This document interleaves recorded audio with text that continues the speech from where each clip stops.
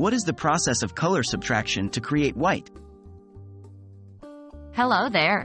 In this session, we're diving into the fascinating world of color. Specifically, we're going to explore the process of color subtraction and how it can be used to create white. You might think it sounds contradictory, creating white by subtracting color, right? Don't worry, it'll all make sense in a moment. What is color subtraction? Color subtraction is a concept that comes into play when we're dealing with pigments or dyes, or anything that absorbs light, a different process compared to color addition, which involves light itself. The principle of color subtraction refers to the absorption of certain colors, wavelengths of light, and the reflection or transmission of others.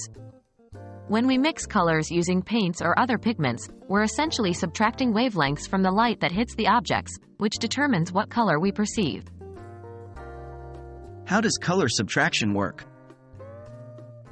Imagine a white light, which contains all colors, hitting a red apple. What's happening is that the apple absorbs all colors in the light except red. The red light gets reflected, hits our eyes, and that's why we perceive the apple as red. Now, let's talk about the three primary colors in the realm of pigments: cyan, magenta, and yellow, CMY. These colors correspond to the three primary colors of light: red, green, and blue, but in a subtractive way. Cyan absorbs red, magenta absorbs green, and yellow absorbs blue. When all three are combined, they absorb all colors, meaning no light is reflected back to your eye, and you see black. Creating white with color subtraction? But what about white? How do we create white, a color that's perceived when all light wavelengths are reflected back to our eyes?